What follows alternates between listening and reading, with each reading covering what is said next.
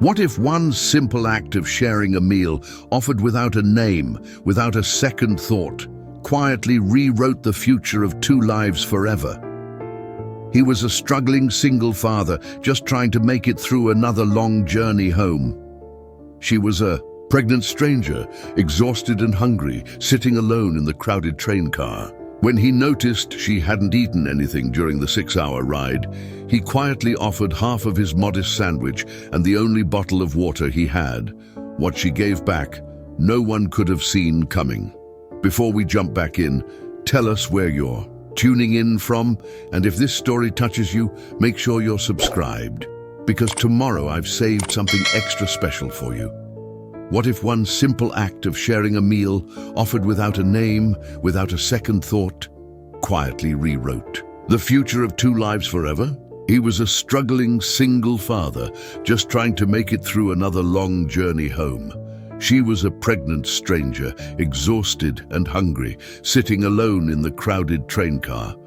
When he noticed she hadn't eaten anything during the 6-hour ride, he quietly offered half of his modest sandwich and the only bottle of water he had. What she gave back, no one could have seen coming. The afternoon sun streamed through the windows of the Silver Line Express as it rolled through the countryside, carrying passengers from the bustling metropolis of Brookhaven back to smaller towns and quieter lives. The train car hummed with the gentle rhythm of wheels on tracks, punctuated by the occasional rustle of newspapers, the soft murmur of phone conversations, and the distant announcements from the conductor. In seat 14A, Matthew Robinson shifted, uncomfortably, trying to find a position that would ease the ache in his lower back. The construction job he'd just finished in Brookhaven had paid well enough, but 3 weeks of 12-hour days laying foundation work had taken its toll on his 34-year-old body. His calloused hands, still bearing traces of concrete dust despite his morning shower, rested on a worn duffel bag that contained everything he owned that mattered: work clothes, a few personal items, and a carefully wrapped gift for his 8-year-old daughter, Emma. Matthew's weathered face, marked by years of outdoor labor and the kind of deep-set fatigue that comes from constantly worrying about making ends meet, showed a mixture of exhaustion and anticipation. He was finally heading home to Millbrook, a small town 3 hours away, where Emma was staying with his mother while he worked these temporary construction gigs.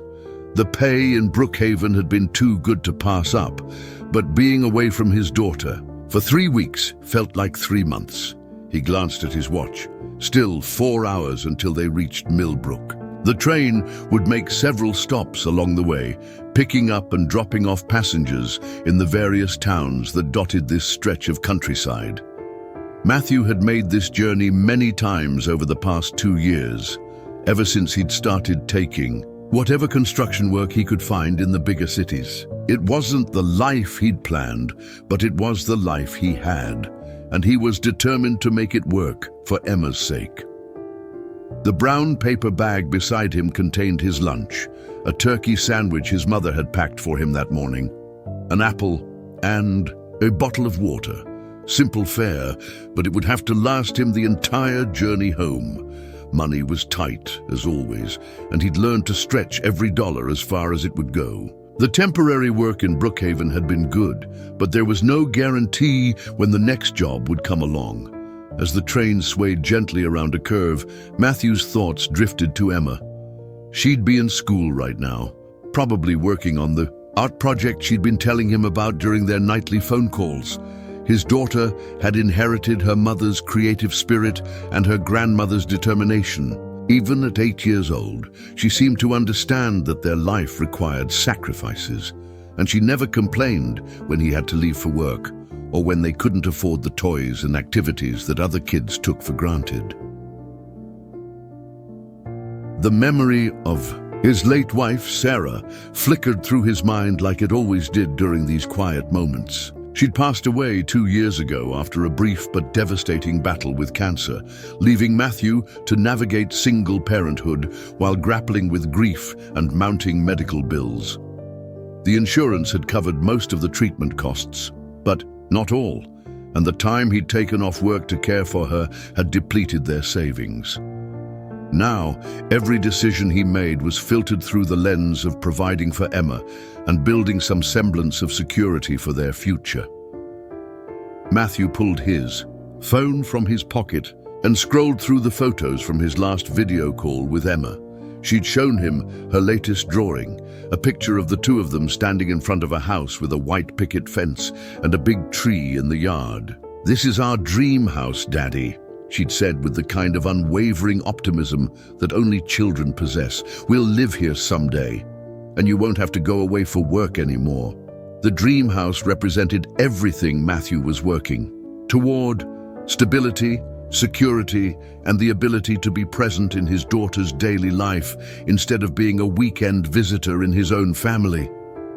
Every foundation he poured, every wall he framed, every paycheck he deposited was a step toward making that dream a reality, even if it felt impossibly distant some days. He tucked the phone away and leaned back in his seat, watching the landscape roll by through the window. The train passed through small farming communities where laundry hung on lines behind modest houses, where pickup trucks kicked up dust on gravel roads, and where life moved at a pace that felt both foreign and appealing. After 3 weeks in the city, these were the kinds of places where people knew their neighbors, where kids could ride their bikes without supervision, and where a man could build a life without constantly looking over his shoulder at bills and deadlines. The conductor's voice crackled over the intercom announcing the next stop, Fairview Junction. Matthew watched as a handful of passengers gathered their belongings and made their way toward the doors. Soon, new faces would board, each carrying their own stories, their own destinations, their own dreams and struggles. The train was a temporary community, bringing together people from different walks of life for a few shared hours before delivering them to their separate realities. Matthew Robinson had no way of knowing that this particular journey would be different from all the others. He couldn't have imagined that a simple act of human decency would set in motion a chain of events that would transform not only his own life, but the life of a woman he hadn't yet noticed, sitting quietly several seats behind him, her hand resting protectively on her growing belly as she gazed out the window with eyes that held secrets worth more than he could ever imagine. The Silver Line Express continued its steady rhythm toward destiny, and carrying two souls who were about to discover that sometimes the most extraordinary changes begin with the most ordinary gestures of kindness. Matthew Robinson's story didn't begin on this train, though it would certainly take a dramatic turn here. It began 2 years earlier in a hospital room that smelled of antiseptic and broken dreams, where he held his wife's hand as she took her final breath and whispered her last words. "Take care of our girl." Those 4 words had become the driving force behind every decision he'd made since, the invisible compass that guided him through the maze of single parenthood, financial struggle, and the kind of bone-deep loneliness that only comes from losing your life partner. The months following Sarah's death had been a blur of funeral arrangements, insurance paperwork, and the overwhelming realization that he was now solely responsible for Emma's well-being. The medical bills, despite their insurance coverage, had eaten through their modest savings like a wildfire through dry grass. The time he'd taken off work during Sarah's illness had cost him his steady job at Henderson Construction, and in a small town like Millbrook, good employment opportunities were as scarce as hen's teeth.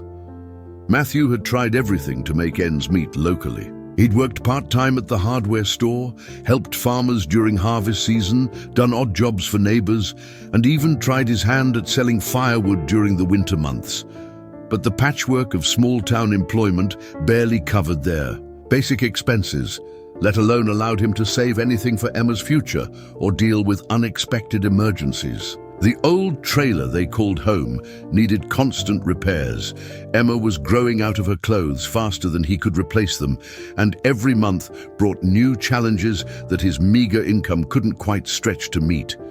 That's when he'd made the difficult decision to start taking temporary construction jobs in bigger cities. The work was harder, the hours longer, and it meant leaving Emma with his mother for weeks at a time, but the pay was significantly better than anything he could find in Millbrook. Matthew's construction experience, honed over 15 years of building homes and commercial structures throughout the region, was in high demand in growing cities like Brookhaven, where development seemed to happen overnight and skilled workers commanded premium wages. Preparing and narrating this story took us a lot of time, so if you are enjoying it, subscribe to our channel. It means a lot to us. Now back to the story. His mother, Betty Robinson, had been a godsend during this transition. At 68, she was still spry and sharp, with the kind of practical wisdom that comes from raising 5 children on a farmer's income. She'd moved into Matthew's trailer without hesitation when he explained his plan, taking over Emma's care with the same quiet competence she'd shown in raising her own family. Betty understood sacrifice.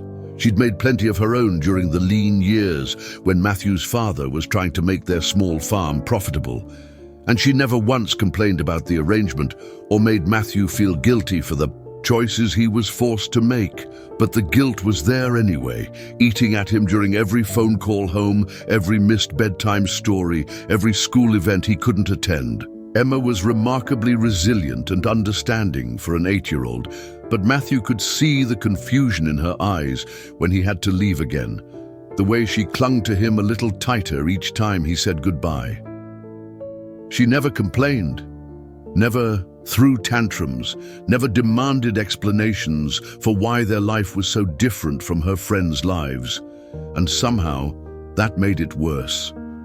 Her quiet acceptance of their circumstances broke his heart in ways that childish protests never could. Construction job in Brookhaven had been particularly grueling. The Meridian Plaza project was a massive mixed-use development that would eventually house offices, retail spaces, and luxury apartments. Matthew had been part of the crew laying the foundation for the main tower, backbreaking work that started before dawn and often stretched past sunset. The foreman, a gruff man named Rodriguez, who'd been in construction longer than Matthew had been alive, pushed his crews hard, but paid them well. And Matthew had volunteered for every available overtime shift. For 3 weeks, Matthew's routine had been simple and exhausting. Wake up at 4:30 a.m., grab a quick breakfast at the diner down the street from his cheap motel room, arrive at the job site by 6 a.m., work until 7 p.m., return to the motel, call Emma, eat whatever dinner he could scrounge up, and collapse into bed, only to repeat the cycle the next day. He'd lived on fast food and vending machine meals, slept on sheets that smelled like industrial detergent, and counted down the days until he could go home. The work itself was satisfying in its own way. There was something deeply gratifying about seeing a project take shape from nothing, watching steel and concrete transform into something permanent and purposeful. Matthew took pride in his craftsmanship, in the precision of his measurements and the quality of his work. He knew that years from now, when the Meridian Plaza was bustling with activity, he could point to the foundation and know that his hands had helped build something that would last. But the physical toll was undeniable. His 34-year-old body felt ancient after 3 weeks of hauling concrete, operating heavy machinery, and working in all kinds of weather. His lower back ached constantly. His shoulders were stiff from years of heavy lifting, and his hands were permanently stained with the kind of ingrained dirt that no amount of scrubbing could completely remove. The hot showers at the motel helped ease the immediate discomfort, but they couldn't touch the deeper fatigue that seemed to seep into his bones. The financial rewards, however, made the sacrifice worthwhile. The Brookhaven job had paid him more, in 3 weeks than he could make in 3 months of odd jobs in Millbrook. After setting aside money for rent, groceries, and his mother's expenses, Matthew would still have enough left over to make a significant dent in their debt, and maybe even put a little away for Emma's education fund. It wasn't enough to solve all their problems, but it was progress. And progress was something Matthew had learned to celebrate in small increments. The gift in his duffel bag represented a rare splurge, something he'd found at a Brookhaven bookstore during his one afternoon off. It was a deluxe art set with colored pencils, markers, watercolors, and premium paper, the kind of supplies that Emma had admired at the store in Millbrook, but that Matthew had never been able to justify buying. Seeing her face when she opened, this gift would make every aching muscle and lonely night in the motel worth it. As the train carried him home through the countryside, Matthew allowed himself to imagine their reunion. Emma would be waiting at his mother's kitchen table, probably working on homework or drawing pictures. She'd look up when he walked through the door. Her face would light up with that brilliant smile that reminded him so much of Sarah, and she'd run into his arms like he'd been gone for months instead of weeks. For a few precious hours, their small world would feel complete again. But Matthew also knew that this cycle would have to continue. The Brookhaven job was finished, and while Rodriguez had hinted that there might be more work in the future, nothing was guaranteed. Matthew would spend the next few weeks at home, taking whatever local work he could find, helping Emma with her schoolwork, and savoring the simple pleasure of being present in his daughter's daily life. Then inevitably, another opportunity would arise in another distant city, and he'd pack his duffel bag again and climb aboard another train, chasing the financial security that always seemed just out of reach. The irony wasn't lost on him that he was working so hard to build a stable life for Emma that he was rarely home to actually live that life with her. But Matthew had learned that parenting sometimes meant making impossible choices, and he was determined to give his daughter the foundation, both literal and metaphorical, that would allow her to build whatever kind of future she dreamed of, even if it meant sacrificing his own comfort and proximity to achieve it. 3 cars behind Matthew Robinson, in the quiet comfort of the train's business class section, sat a woman who commanded attention without seeking it. Avery Jackson moved through the world with the kind of understated elegance that whispered rather than shouted wealth and power. At 36, she possessed the sharp intelligence and composed demeanor that had made her one of the youngest CEOs in the transportation industry. Though today, she looked nothing like the polished executive who graced magazine covers and commanded boardrooms across the nation. Her auburn hair, usually styled in the sleek bob that had become her trademark in corporate circles, was pulled back in a simple ponytail. She wore no makeup, revealing a natural beauty marked by high cheekbones and intelligent green eyes that seemed to take in everything around her. Instead of her usual tailored business suits, she was dressed in comfortable maternity clothes, a soft grey sweater that accommodated her 7-month pregnancy, and dark leggings that allowed her swollen feet some relief in the flat shoes she'd reluctantly adopted.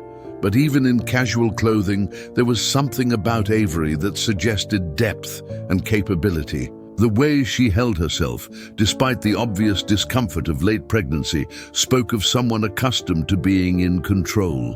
Her posture remained straight, even as she shifted frequently to find a comfortable position.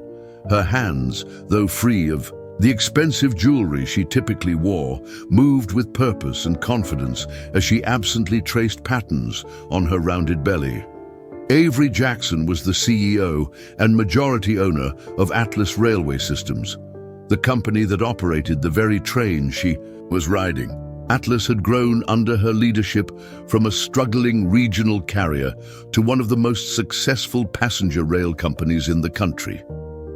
The Silver Line Express, with its reputation for punctuality, comfort, and service, was her flagship route and a source of particular pride. She knew every mile of track, every station, every operational detail that made the line profitable and passengers satisfied.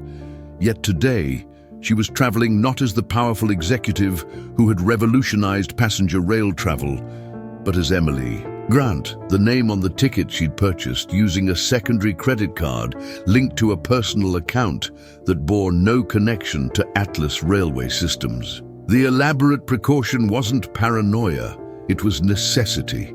In her position, anonymity was a luxury more precious than the finest accommodations, and today she needed to disappear from her carefully managed public life. The pregnancy had changed everything about how Avery moved through the world. What should have been a joyous time had become complicated by circumstances that even her considerable resources couldn't easily resolve. She was unmarried, a fact that shouldn't have mattered in the 21st century, but still raised eyebrows in the conservative business circles where she operated. The father was David Chen, a brilliant architect who had been designing Atlas's new terminal buildings, and their relationship had been passionate but ultimately incompatible with their divergent life goals. David had made it clear from the beginning that he wasn't interested in marriage or family, values that had seemed refreshingly honest when Avery was focused solely on building her empire. But when she discovered she was pregnant, his response had been predictably distant. He'd offered financial support with the cold efficiency of a business transaction and promptly accepted a position with a firm in Tokyo, effectively removing himself from any meaningful involvement in their unborn daughter's life. The business world, despite its supposed progressiveness, had reacted to news of her pregnancy with a mixture of curiosity and barely concealed judgment. Board members who had once hung on her every word now questioned her decisions with newfound boldness. Investors whispered about her distraction and wondered aloud whether she could maintain her edge while raising a baby. The media, which had once celebrated her as a feminist icon, breaking barriers in male-dominated industries, now speculated endlessly about her personal life and future plans.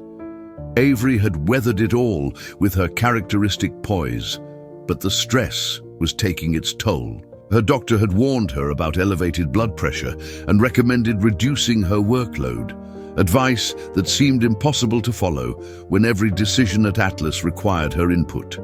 She'd been working 14-hour days, traveling constantly, and surviving on catered meals and caffeine, none of which was ideal for a woman in her third trimester. The train journey today was supposed to be different. She was traveling to Millbrook, a small town that Atlas served but that she'd never visited personally, to inspect the station and meet with local officials about a proposed expansion of service. More importantly, it was a chance to experience her own railway system as an ordinary passenger, to see how Atlas treated people who weren't CEOs or VIP customers. But the real reason for this trip ran deeper than business. Avery was searching for something she'd lost in the relentless pursuit of success, a sense of connection to the world beyond boardrooms and profit margins. She wanted to remember what it felt like to be just another person on a train, not the powerful executive whose decisions affected thousands of employees and millions of passengers. She wanted to observe life as it actually was, not as it appeared. In the filtered reports that crossed her desk, the irony of her situation wasn't lost on her. She owned this train, employed every person working on it, and could have commanded any accommodation she desired.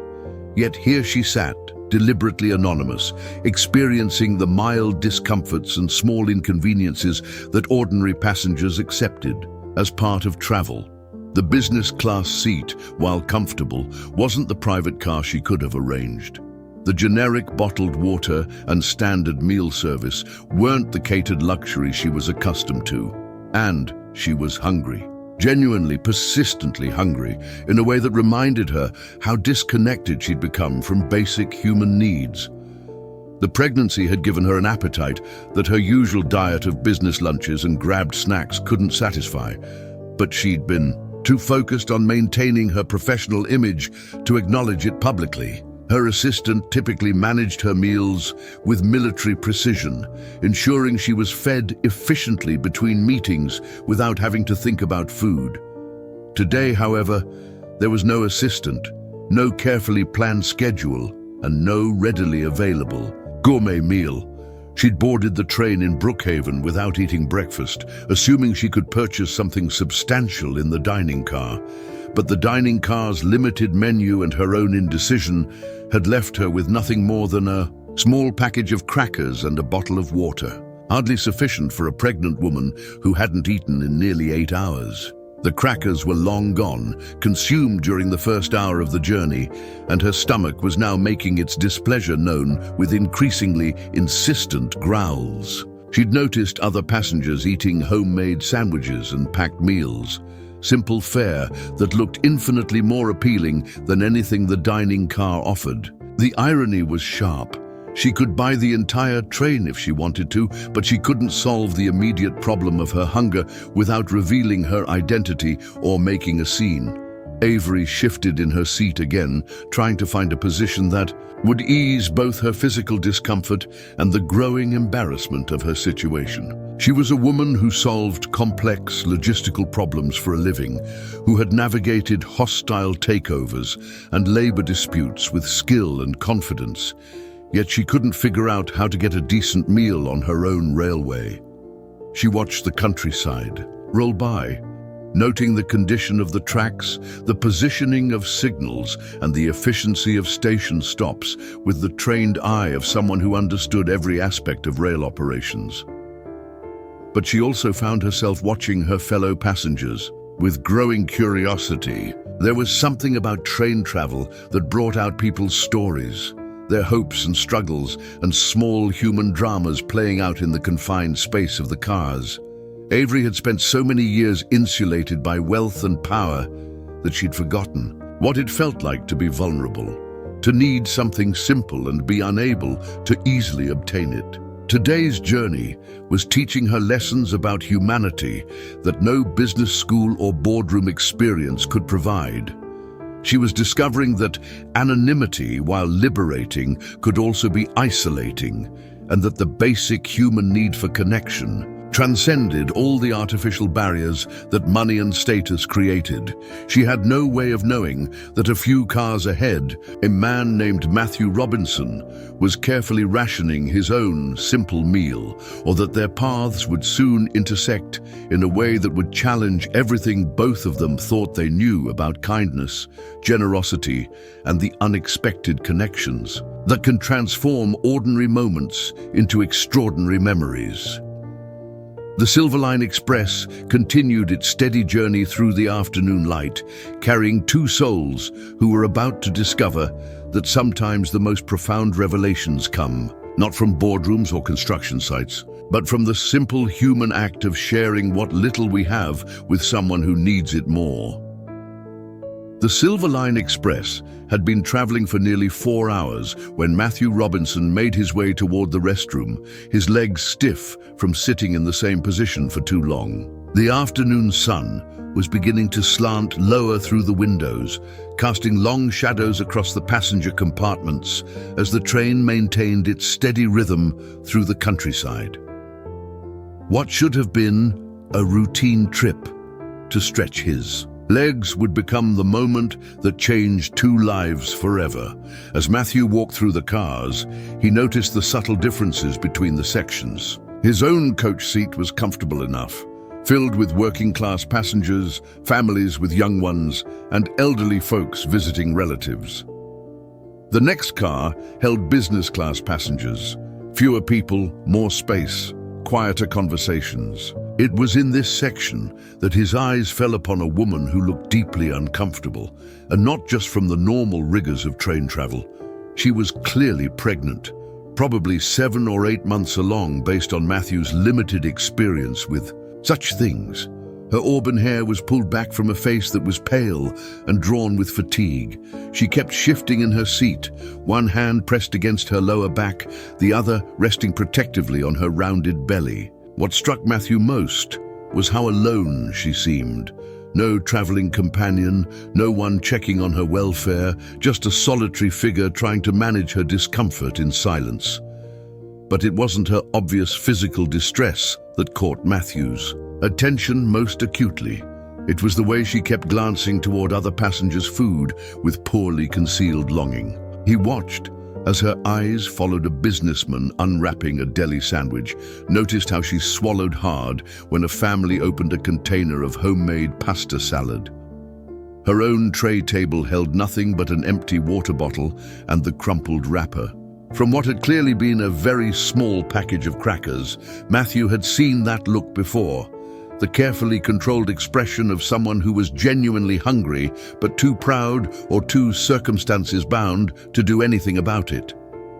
He'd worn that expression himself during the darkest days after Sarah's death, when the medical bills were piling up and he was trying to stretch every dollar until it screamed.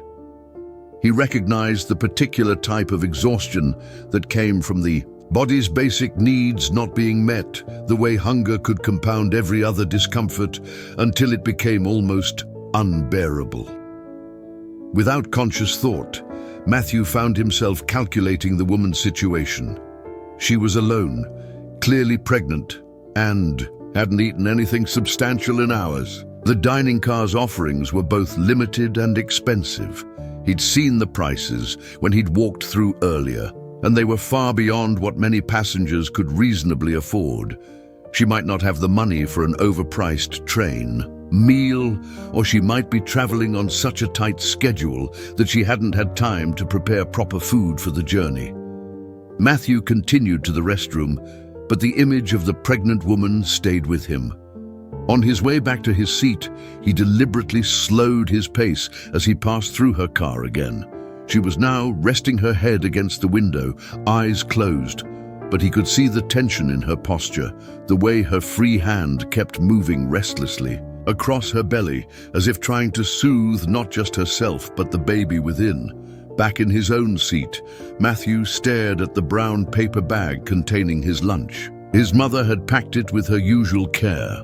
A thick turkey sandwich on homemade bread, with real turkey sliced from the bird she'd roasted on Sunday, crisp lettuce from her garden, and the sharp cheddar cheese that was his favorite.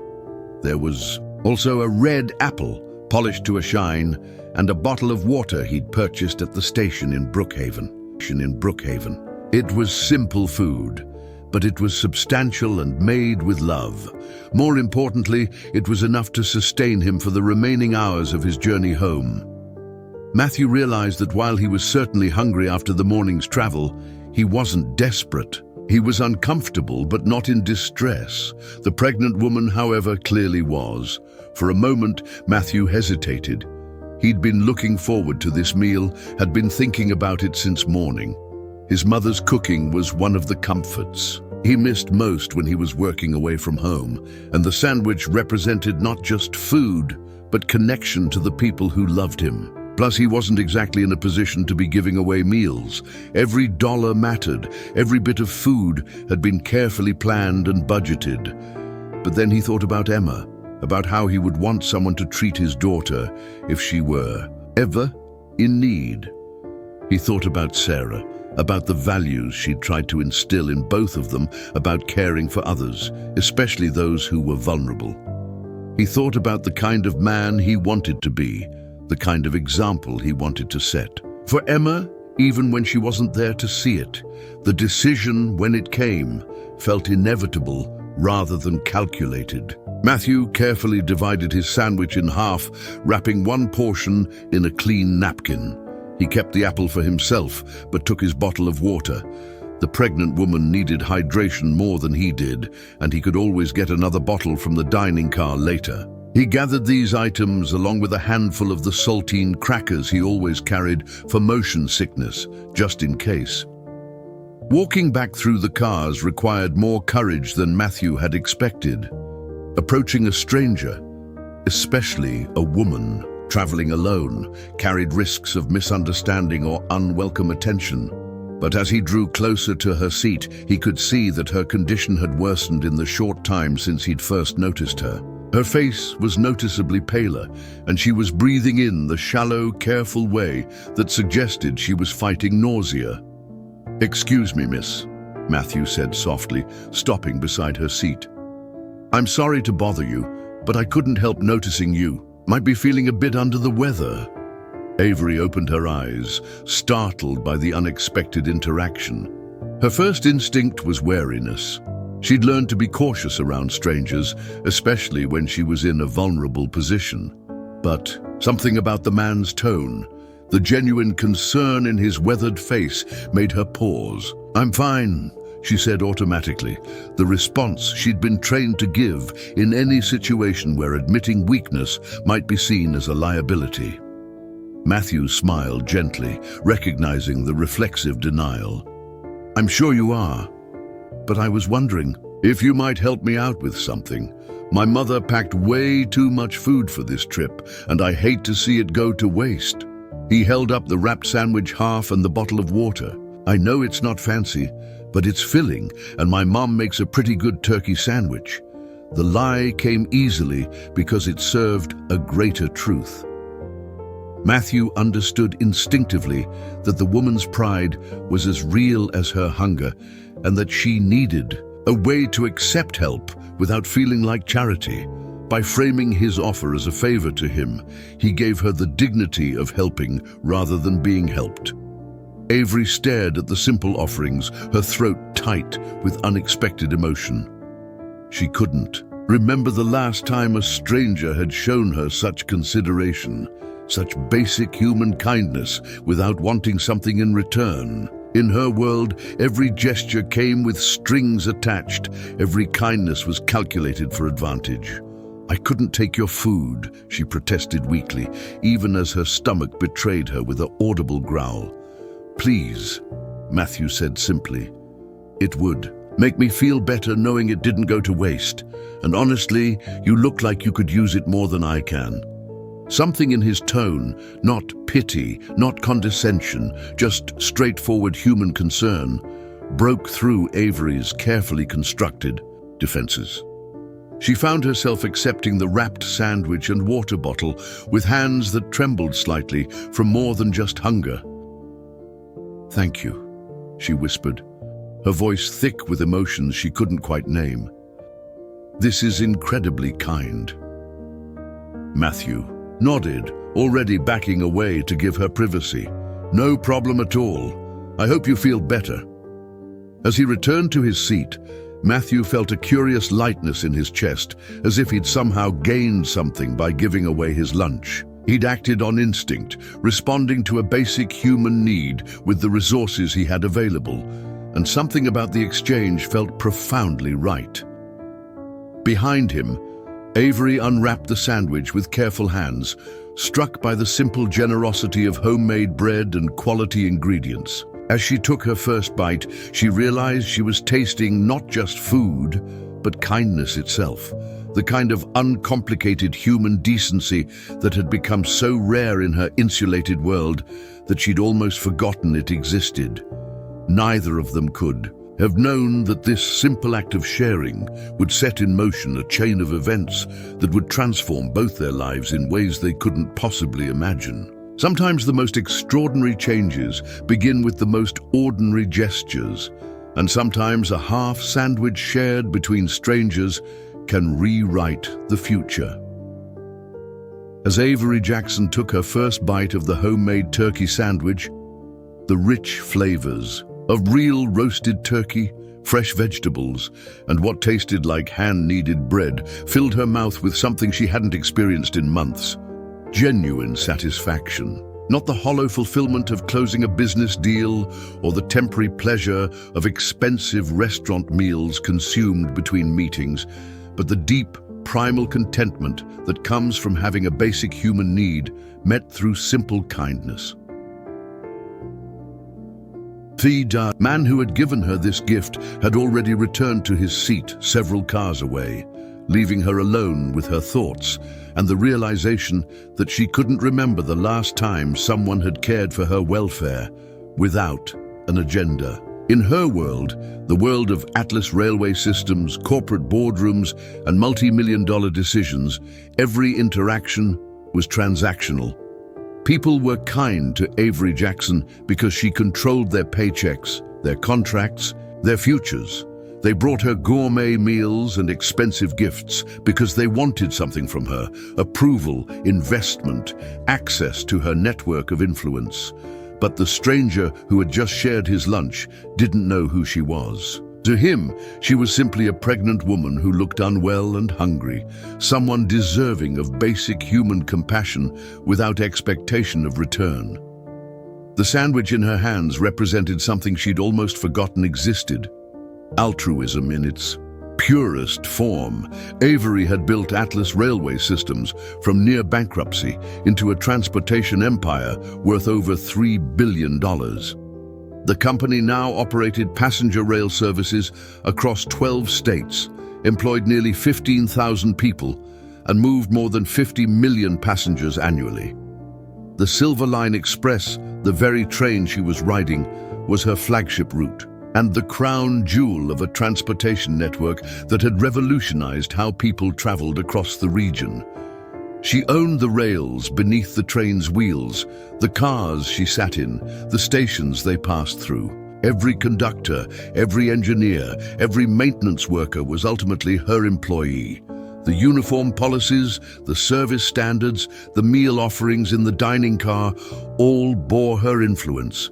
The comfortable seats, the smooth ride, the reliable schedule that passengers took for granted existed because of decisions she had made and systems she had implemented.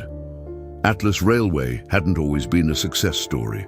When Avery had acquired the struggling company 8 years earlier, it was bleeding money, operating obsolete equipment, and serving routes that other carriers had abandoned as unprofitable.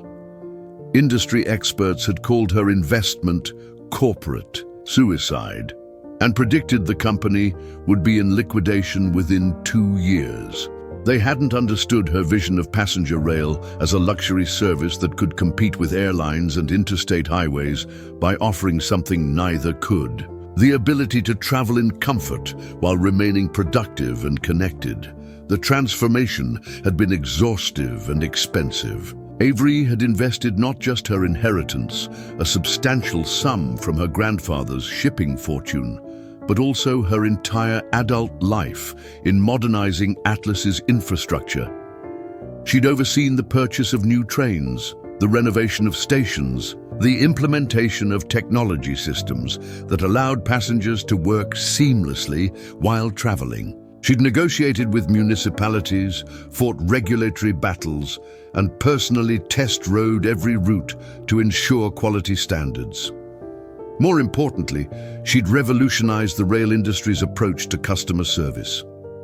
While other carriers treated passengers as cargo to be moved efficiently from point A to point B, Atlas treated them as guests to be cared for and valued. The company's motto, "Every journey matters," wasn't just marketing speak, but a philosophy that guided every operational decision. The irony of her current situation wasn't lost on her. Here she sat, hungry and tired on her own train, having experienced firsthand the gaps in the very service she'd worked so hard to perfect. The dining car's limited options, the lack of substantial meal choices for passengers with dietary restrictions or extended journeys, the assumption that everyone could afford premium prices for basic nutrition. These were operational blind spots that her executive reports had never revealed. As CEO, Avery received monthly passenger satisfaction surveys, detailed operational reports, and feedback from mystery shoppers who evaluated Atlas's service quality. But those reports were sanitized, filtered through layers of management who wanted to present positive news to the boss. They missed the subtle indignities that ordinary passengers experienced: the businessman who couldn't afford a $15 sandwich, the family traveling on a tight budget who had to choose between meals and tickets, the pregnant woman who, needed more substantial nutrition than crackers and overpriced bottled water. The stranger's kindness had revealed something troubling about the company she'd built. Despite all her efforts to create a passenger-focused service, Atlas was still failing people who needed care most. Those who couldn't advocate for themselves, who couldn't afford premium options, who traveled not for business, but out of necessity. The very people her grandfather had served when he started his shipping company with a single boat and a commitment to treating every customer with dignity. Avery's pregnancy had complicated her relationship with Atlas in ways she hadn't anticipated. Board members who had once deferred to her judgment now questioned her decisions, suggesting that hormones were affecting her business acumen. Investors whispered about succession planning and wondered whether she could maintain her edge while managing motherhood. The media, which had once celebrated her as a visionary leader, now focused more on her personal life than her professional achievements. The stress had been mounting for months. Her blood pressure was elevated, her sleep was irregular, and she'd been surviving on whatever food her assistant could bring to her office between meetings. Today's journey was supposed to be a working trip, an inspection of the Millbrook station and meetings with local officials about expanding service to smaller towns that Atlas didn't currently serve. But it had become something more important, a chance to experience her own company as a customer rather than an owner. The sandwich she was eating represented more than just food. It was a reminder of values she'd lost sight of in the pursuit of corporate success. The man who had shared. His lunch embodied the kind of care and consideration she wanted Atlas to provide to every passenger. His simple gesture contained more genuine hospitality than all the company's elaborate customer service protocols. Avery finished the sandwich slowly, savoring not just the flavors, but the emotions it evoked. She felt tears welling up in her eyes, partly from hormonal pregnancy responses, but mostly from a deep recognition of how isolated she'd become from basic human connection. When was the last time someone had taken care of her needs without being paid to do so? When had anyone shown her kindness that wasn't motivated by her wealth or position? The water bottle the stranger had given her bore a simple label from a chain grocery store, nothing fancy or expensive, just clean, cold hydration. But as she drank, she thought about the sacrifice this small gift represented. The man had given her his only water bottle, keeping nothing for himself during what was clearly a long journey. He'd shared his carefully packed lunch with a complete stranger, reducing his own comfort to ease someone else's distress. As the train continued its journey toward Millbrook, Avery found herself thinking not about quarterly reports or expansion plans, but about the kind of person who would give away his meal to help a stranger. She wondered about his story, his destination, his own struggles and dreams. She imagined him working hard somewhere, earning honest money through physical labor, going home to people who loved him and worried about his welfare. Something fundamental was shifting in Avery's perspective. The stranger's kindness had cracked open a part of her heart that years of corporate warfare had sealed shut. She was remembering what it felt like to be cared for without calculation, to receive generosity without strings attached, to be seen as a human being rather than a business opportunity.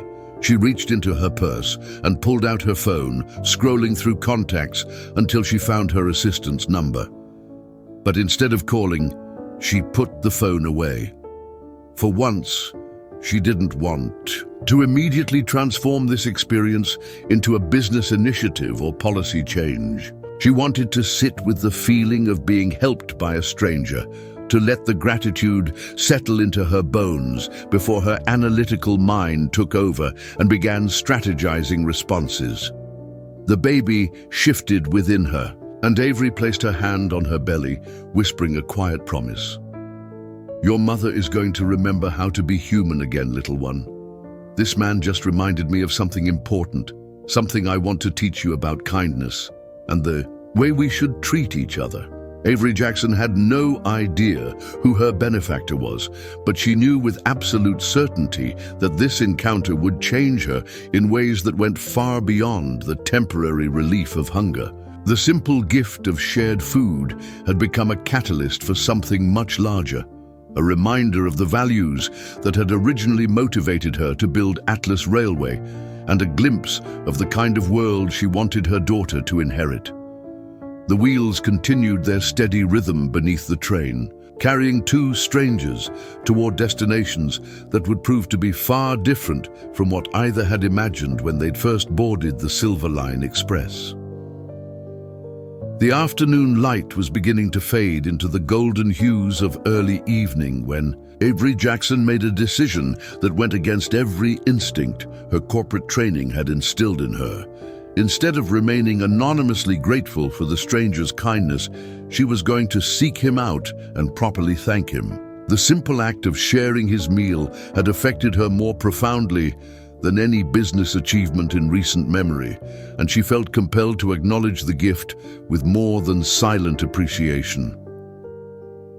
Moving through the train cars while 7 months pregnant required careful navigation, but Avery managed the journey with determined grace. She passed through business class into the coach sections, scanning faces until she spotted the man who had helped her. He was sitting by a window, staring out at the passing countryside with the kind of distant expression that suggested deep thought or quiet melancholy. His weathered hands rested on his knees, and she could see the calluses and small scars that spoke of hard, physical work. "Excuse me," she said softly, approaching his seat with the same careful courtesy he had shown her. "I wanted to thank you properly for your kindness earlier." Matthew looked up, surprised to see the pregnant woman standing in the aisle beside his seat. She looked much better than she had an hour ago. Color had returned to her cheeks, and the tight lines of discomfort around her eyes had eased considerably. The improvement was striking enough to make him genuinely glad he'd shared his lunch. "Oh, you don't need to thank me," Matthew said, starting to rise from his seat. "Please sit down. You shouldn't be walking around more than necessary." "I'm fine, really," Avery insisted, but she did accept his gesture and carefully settled into the empty seat beside him. "That sandwich was exactly what I needed. I can't remember when something so simple tasted so wonderful." Matthew smiled, the kind of warm expression that crinkled the corners of his eyes and revealed the fundamental kindness in his character.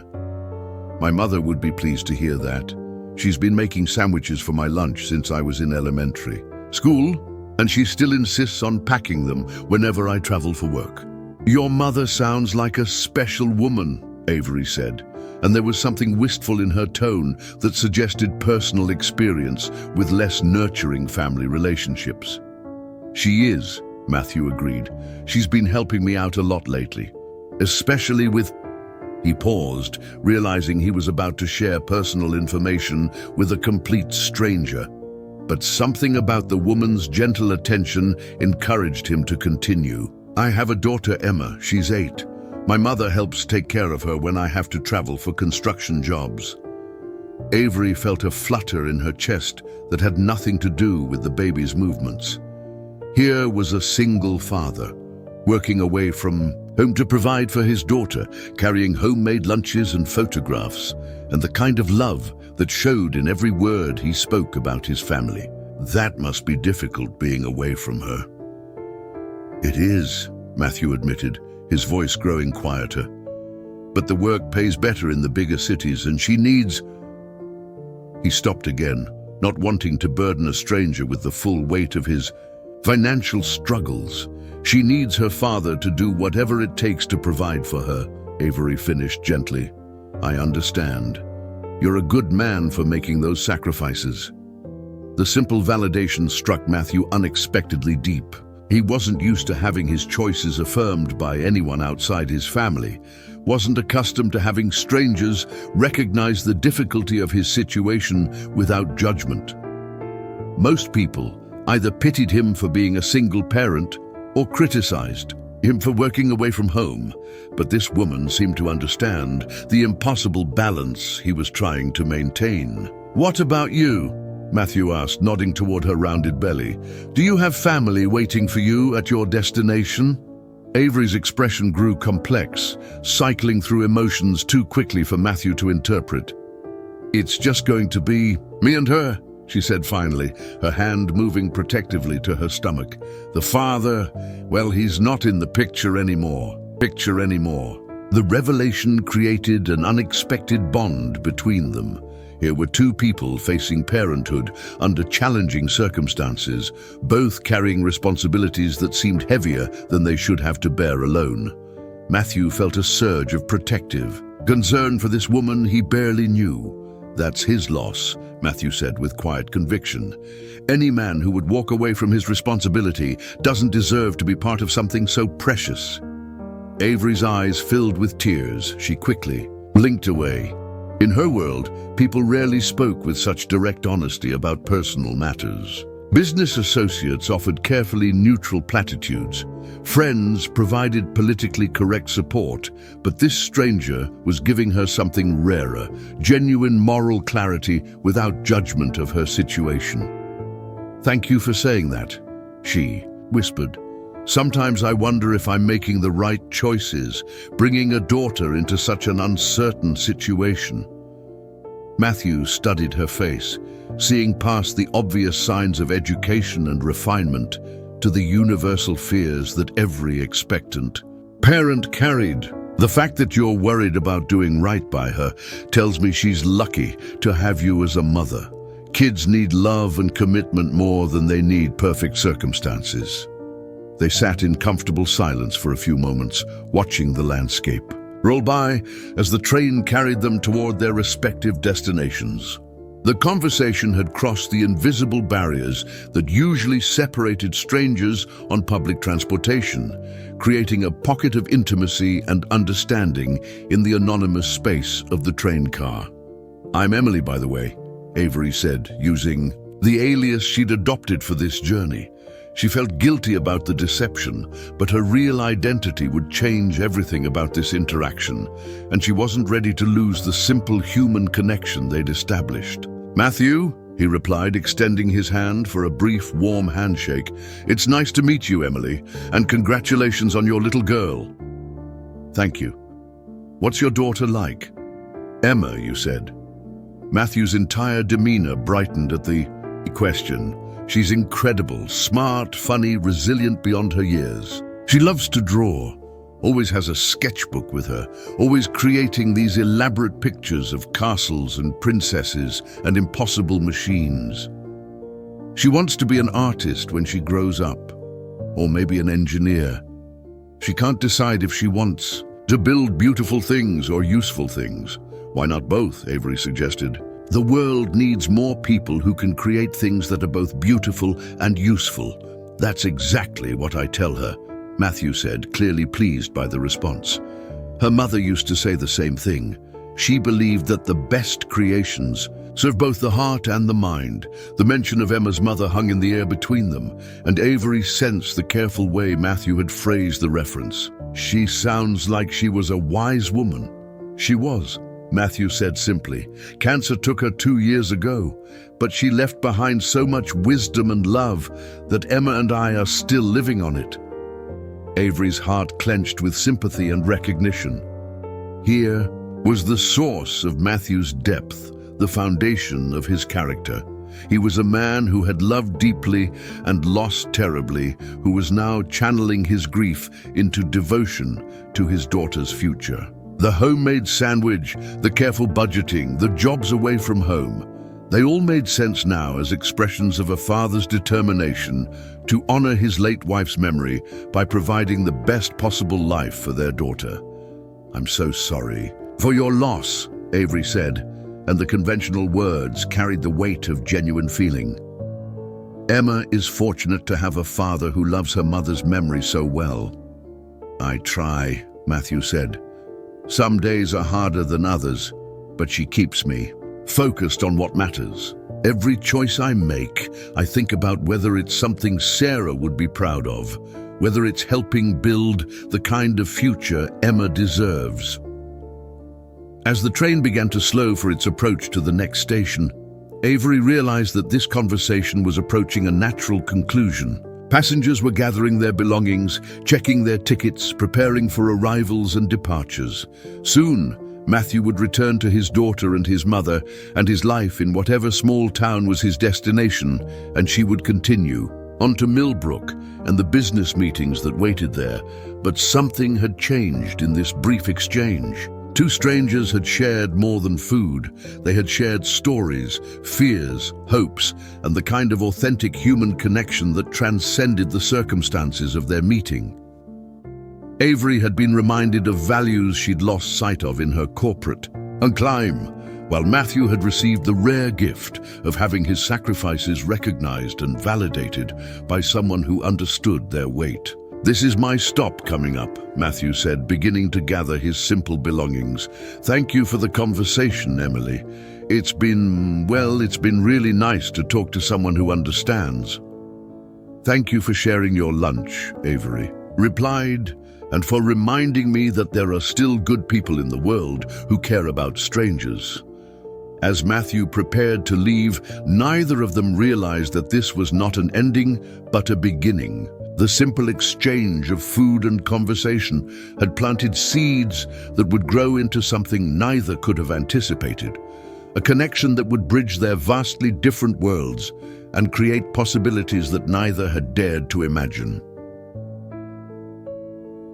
The train pulled into the station, and Matthew Robinson gathered his duffel bag and stepped onto the platform, carrying with him the warmth of unexpected human connection and no idea that the woman he'd helped was about to transform his life in ways that would honor both his sacrifices and his dreams. As the Silver Line Express pulled away from the small station where Matthew had disembarked, Avery Jackson found herself pressed against the window, watching his figure disappear into the gathering dusk.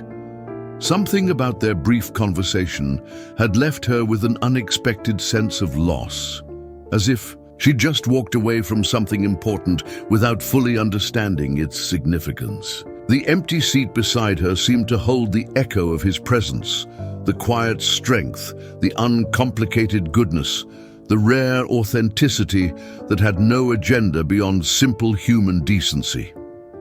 Matthew, meanwhile, walked through the familiar streets of Millbrook with a lighter step than he'd felt in months.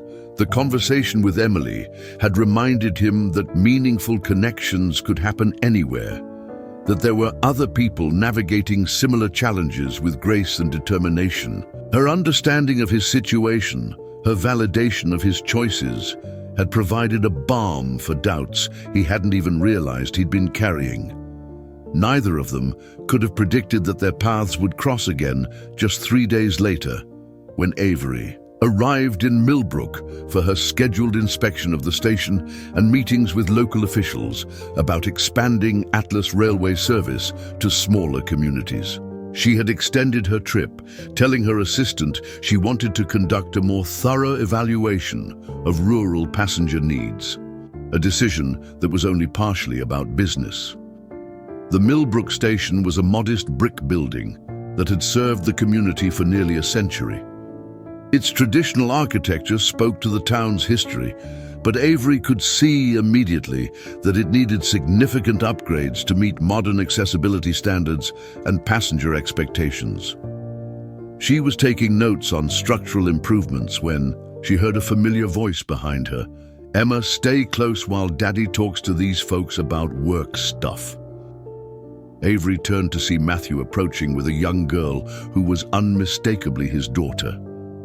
Emma Robinson was a pixie of a person with her father's warm brown eyes and a mass of unruly blonde curls that seemed to have a life of their own. She clutched a well-worn sketchbook against her chest and regarded the world with the kind of intense curiosity that marked creative souls.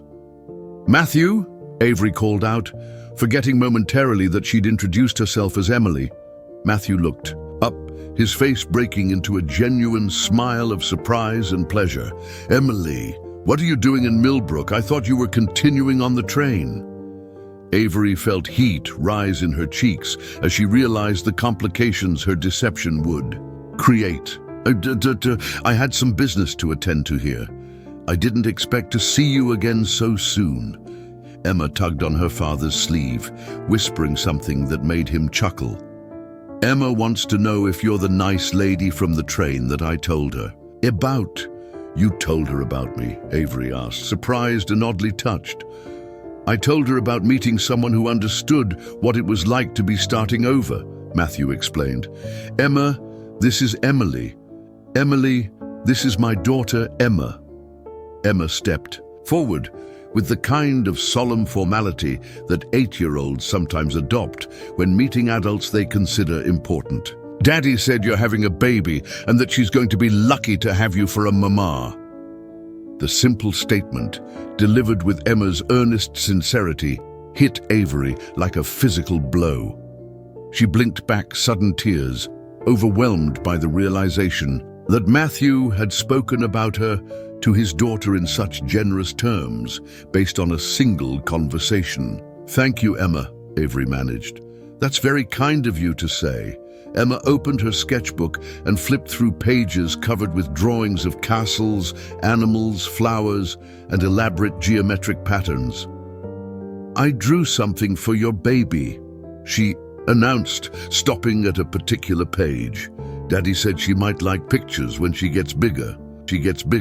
The drawing was of a little girl with curly hair, standing in a garden full of impossibly large flowers, her arms outstretched toward a sky filled with stars.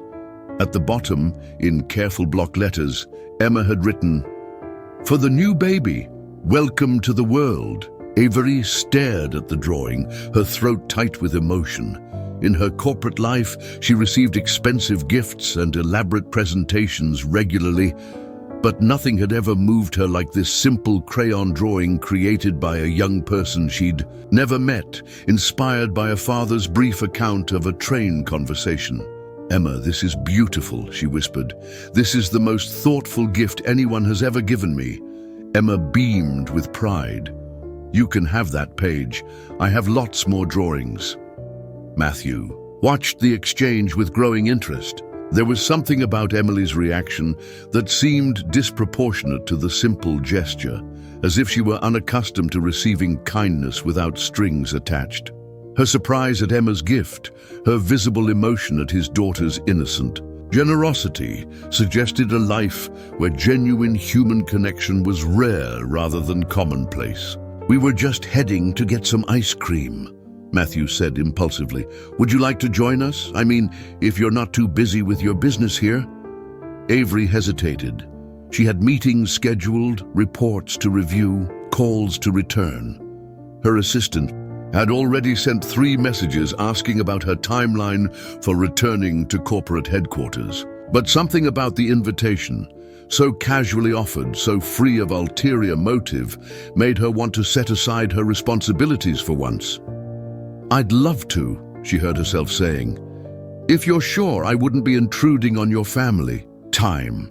"Family time is better when there are more people to share it with," Emma declared, with the kind of wisdom that children sometimes possess without understanding its depth. They walked together to Maple's Ice Cream Parlor, a local institution that had been serving the community for generations. The shop was filled with families, teenagers on dates, and elderly couples sharing sundaes, all part of the fabric of small-town life that Avery had observed from a distance but never experienced firsthand. Emma ordered strawberry ice cream with rainbow sprinkles. Matthew chose plain vanilla, and Avery found herself asking for chocolate chip, a flavor she hadn't eaten since childhood. They sat at a small table near the window, and Avery marveled at how different this felt from the business dinners and networking events that usually comprised her social interactions. "So, what kind of business brings you to Millbrook?" Matthew asked as they enjoyed their ice cream. Avery found herself in the uncomfortable position of having to navigate around the truth without outright lying. I work for a transportation company, she said carefully. We're looking at expanding service to smaller communities like this one. That's wonderful, Matthew said genuinely. Better transportation options would be great for folks here. A lot of people have to drive hours just to catch a train or a bus to bigger cities. Emma, who had been quietly working on a new drawing while eating her ice cream, looked up with sudden interest. Are you going to bring more trains here? I love trains. They're like dragons that carry people instead of breathing fire. Avery laughed at the comparison. That's a beautiful way to think about trains, Emma. What else do you love to draw? Everything, Emma said promptly. But mostly things that don't exist yet. Daddy says I have an imagination bigger than our whole house. Your daddy is very wise, Avery said, glancing at Matthew. Imagination is one of the most valuable gifts a person can have. As the evening progressed, Avery found herself drawn deeper into conversation with both father and daughter. Matthew talked about his work, his hopes for Emma's education, his dreams of eventually finding steady employment that would allow him to stay home more. Emma shared her artistic aspirations, her favorite books, and her elaborate plans for a treehouse that would have 17 rooms and an elevator for when Grandma Betty gets too old to climb. What struck Avery most profoundly was the quality of their relationship. Despite their modest circumstances, despite the challenges Matthew faced as a single parent, there was a richness to their family life that her own privileged upbringing had lacked. They listened to each other with genuine attention, supported each other's dreams without qualification, and faced their difficulties with a unity that spoke of deep love and mutual respect. Daddy, Emma said as she finished her ice cream, can Emily come see my art room? Matthew looked embarrassed. Emma, our place is pretty small, and Emily probably has other things to do. I'd love to see your art room, Avery said quickly, meaning it, if it's not too much trouble. The walk to Matthew's home revealed the modest reality of their circumstances. The trailer park where they lived was clean and well-maintained, but it was clearly a place where people made do with less than they needed. Matthew's trailer was small but tidy, with careful touches that spoke of his mother's care and Emma's creativity. Emma's art room was actually a corner of the main living area that had been designated as her creative space. A small table held supplies, and the walls were covered with her drawings, hundreds of them, ranging from simple crayon pictures to surprisingly sophisticated pencil sketches that showed real artistic promise. This is incredible, Emma, Avery said, studying the artwork with genuine admiration. You have real talent. Miss Henderson at school says I might be able to get a scholarship to art college someday if I keep practicing, Emma said proudly. Matthew's expression grew thoughtful. That's the dream anyway. College is expensive, but maybe by the time she's ready, we'll have figured out how to make it work. As Avery looked around the modest home, at the careful way every dollar had been stretched, at the love that filled every corner despite the material limitations, she felt something shift fundamentally in her perspective. Here was a family that embodied values she'd lost sight of in her climb to corporate success. Generosity without calculation, love without conditions, hope without guarantees. She was beginning to understand that her encounter with Matthew on the train hadn't been a coincidence. It had been a reminder of who she wanted to be, not just as a business leader, but as a human being and a future mother. The simple act of sharing a sandwich had opened a window into a different way of living, one where wealth was measured not in dollars, but in the quality of relationships and the depth of care people showed each other. As the evening drew to a close and Avery prepared to return to her hotel, she carried with her not just Emma's drawing, but a growing conviction that this family represented something she wanted to protect and nurture. She didn't yet know how, but she was beginning to form an idea that would honor their dignity while addressing the challenges they faced. The seeds of transformation had been planted, watered by shared ice cream and honest conversation, and were beginning to grow into something that would change all their lives in ways none of them could yet imagine. 3 weeks after their unexpected reunion in Millbrook, Matthew Robinson's carefully constructed world began to crumble with the kind of devastating swiftness that makes a person question whether they ever had any control over their life at all. It started with a phone call on a Tuesday morning that shattered the fragile stability he'd been working so hard to maintain. "Matthew, you need to come home right away." His mother's voice was strained, older than he'd ever heard it. "Emma's had an accident at school." The words hit him like a physical blow. Matthew was 3 hours away in Springfield, working on another temporary construction project, living in another cheap motel room, counting down another stretch of days until he could return home. He'd been framing walls for a new shopping complex, honest work that paid well enough to keep them afloat for another month. But now, none of that mattered. What happened? Is she okay? Matthew's hands shook as he gripped the phone, already calculating drive times and trying to remember where he'd put his truck keys. She fell from the playground equipment during recess, hit her head pretty hard. "They've got her at County General, and the doctors are saying..." Betty's voice broke. "They're saying she needs surgery, Matthew. Something about pressure on her." "A brain. I don't understand all the medical terms, but they need your permission, and they need it now." The world tilted sideways. Matthew found himself sitting heavily on the edge of his unmade motel bed, still wearing his work clothes, concrete dust in his hair and panic rising in his throat. "I'm coming. Tell them I'm coming. Don't let them do anything until I get there." "Son, they say time is important with this kind of injury. Every minute could matter." Matthew closed his eyes, faced with an impossible choice between being present for his daughter and potentially delaying treatment that could save her life. "Give them permission to do whatever they need to do. I'll sign papers when I get there. Just stay with her, Mom. Don't let her be alone." The 3-hour drive to Millbrook became a blur of speed limits ignored, prayers whispered to whatever force might be listening, and phone calls to the hospital for updates that came in medical jargon he couldn't fully understand.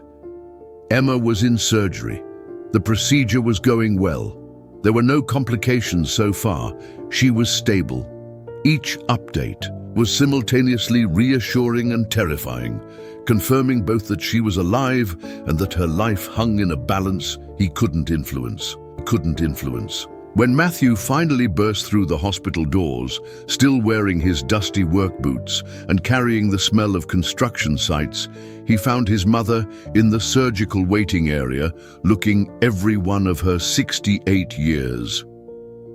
Betty Robinson had raised 5 children, buried a husband, and weathered more storms than most people could imagine. But the sight of her granddaughter being wheeled into surgery had aged her a decade in a single afternoon. "The surgery went well," she told Matthew before he could even ask. "Dr. Martinez says they were able to relieve the pressure and there doesn't seem to be any permanent damage, but she's not awake yet." Matthew sank into a plastic chair that had probably comforted thousands of worried family members over the years. Relief and terror warred in his chest as the immediate crisis passed, but the larger implications began to settle in. Emma was going to be okay. That was all that mattered in this moment. But he could already see the avalanche of consequences heading toward them. The first bill arrived while Emma was still in the hospital. Matthew stared at the numbers on the paper, reading them 3 times before the reality sank in.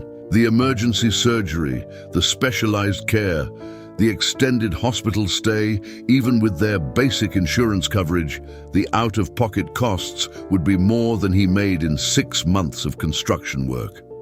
"We'll figure it out," Betty said firmly. When she saw his expression, that's what families do. But Matthew knew the mathematics of their situation too well. They were already living paycheck to paycheck, already borrowing against future work to cover current expenses. His savings account had exactly $437 in it. Their insurance had a deductible that might as well have been $1 million for all the accessibility it offered their budget. Emma woke up on Thursday with a bandaged head and a smile that broke Matthew's heart, with its innocent trust that everything would be fine because Daddy was there. She didn't understand the financial catastrophe that her accident had triggered, didn't know that her father was now facing a choice between bankruptcy and inadequate medical care for any future emergencies. "When can we go home, Daddy?" she asked, her voice still groggy from medications, but wonderfully, blessedly present and coherent. "Soon, sweetheart," Matthew promised, holding her hand and trying not to think about the discharge planning meeting, where social workers and billing departments would present him with payment options that all amounted to financial impossibility. The construction job in Springfield was gone, of course. Matthew had abandoned the project midweek without notice, burning bridges with a contractor who might have provided future work. His fellow workers were sympathetic but practical.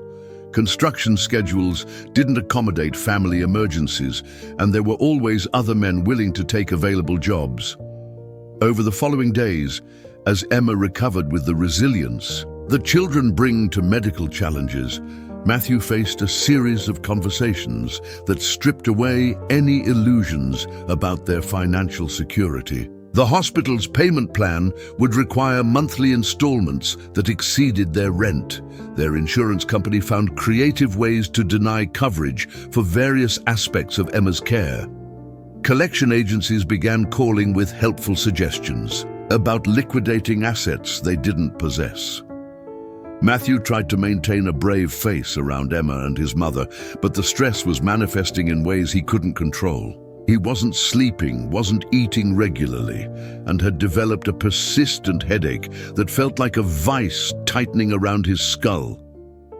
The weight of sole responsibility for Emma's welfare, combined with the impossibility of meeting that responsibility with his limited resources, was crushing him with a pressure that made every breath feel labored.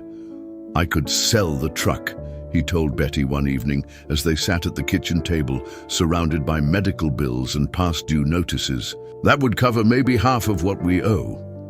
"And how would you get to work without a truck?" Betty asked gently. "We need to think this through, not make decisions from panic."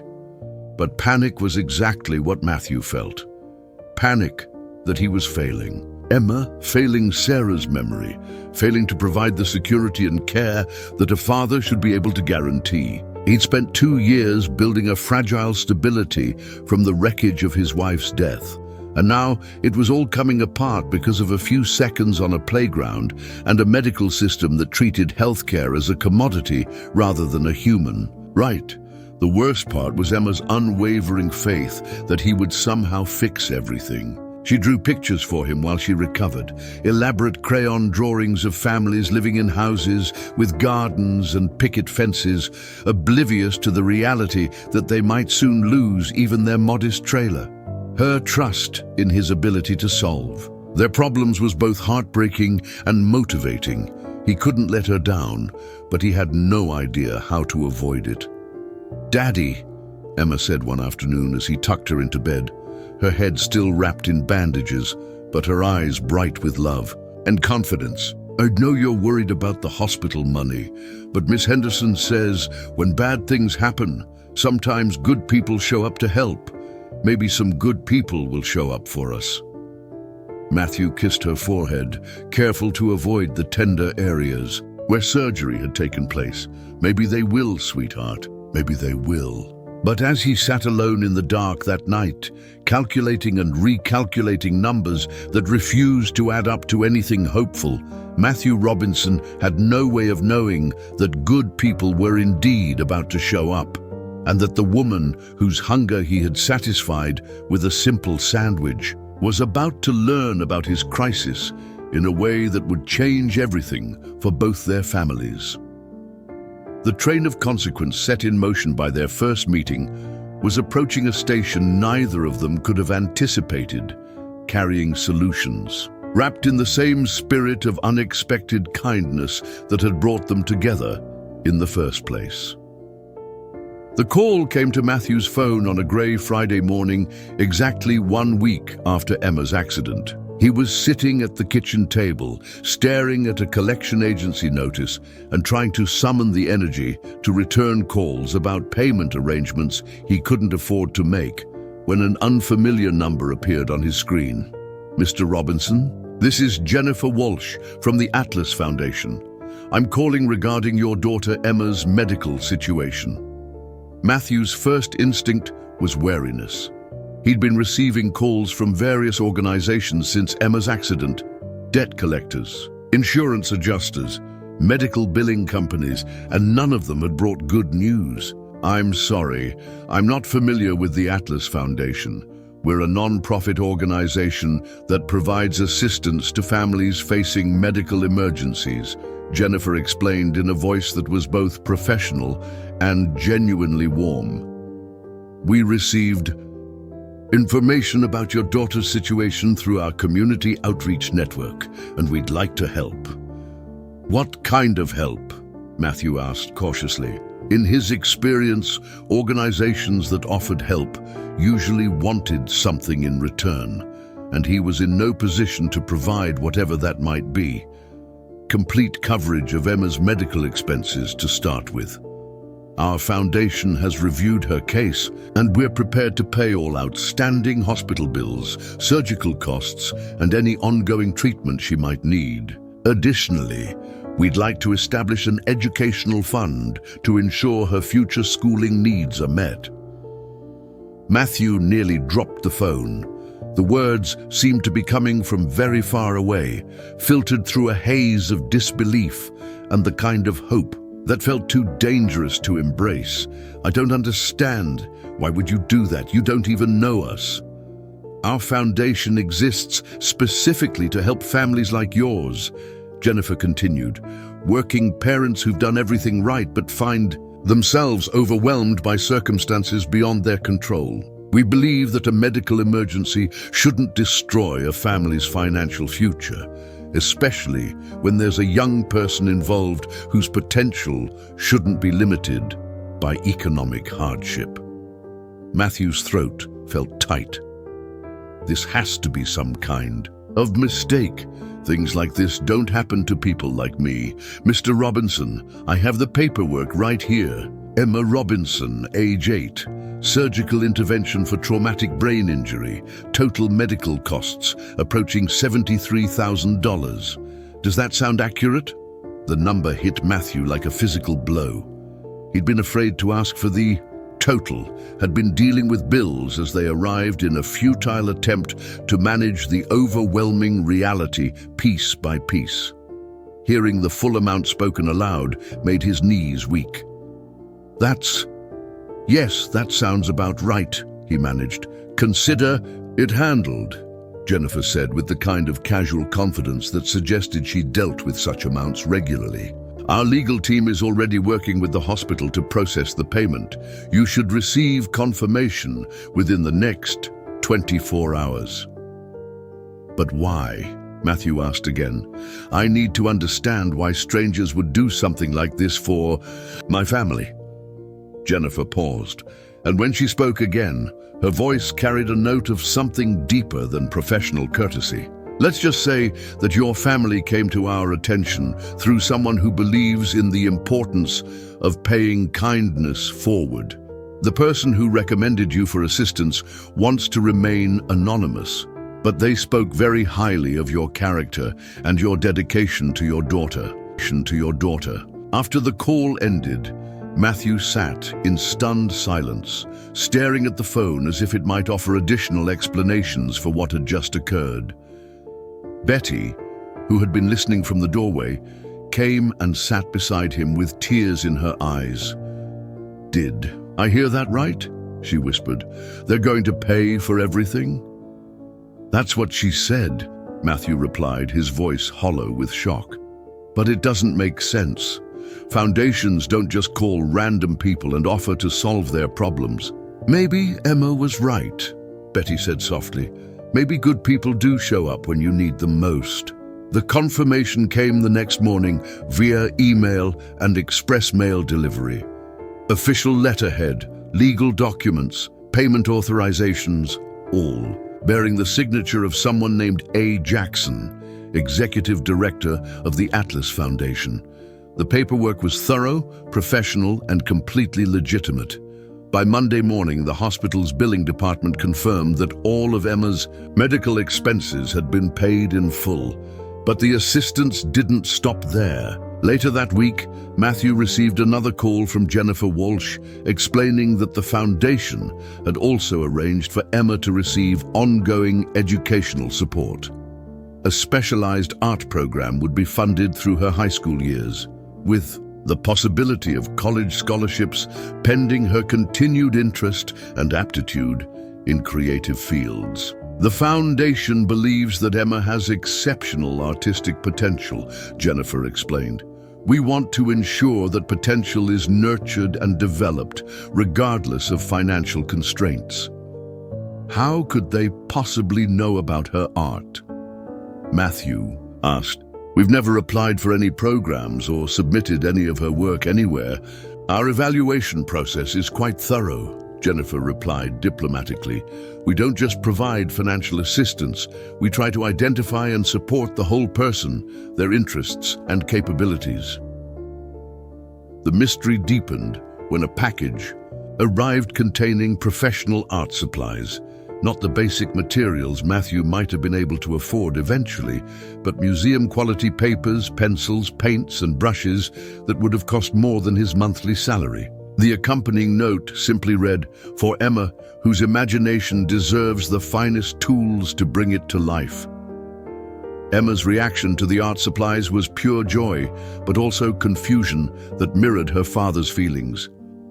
"Daddy, why are these people being so nice to us? Did we win something?" "I don't know, sweetheart," Matthew admitted. "Sometimes good things happen that we don't completely understand." As word of the Robinson family's miraculous financial rescue spread through Millbrook, neighbors and friends offered theories ranging from practical to fantastical. Some thought Matthew must have had wealthy relatives he'd never mentioned. Others suggested that the construction company was covering the bills due to liability concerns. A few proposed that it was divine intervention, that the family's faith and goodness had been rewarded by cosmic justice. Matthew found himself both grateful and troubled by the mysterious assistance. The relief was overwhelming. Emma's future was secure, the crushing debt had disappeared, and he could focus on her recovery rather than financial ruin. But the questions gnawed at him. Who was A. Jackson? How had they learned about Emma's accident? Why had his family been chosen for such extraordinary generosity? The answer began to emerge when Matthew received a follow-up call from Jennifer Walsh about establishing a college fund for Emma. During their conversation, she mentioned that the foundation was particularly interested in supporting families connected to the transportation industry. "Transportation industry?" Matthew asked. "I work construction, not transportation." "Oh," Jennifer sounded momentarily confused. "I may have misunderstood. Let me check my notes.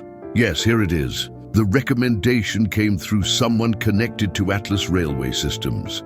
Perhaps you've had some interaction with that company."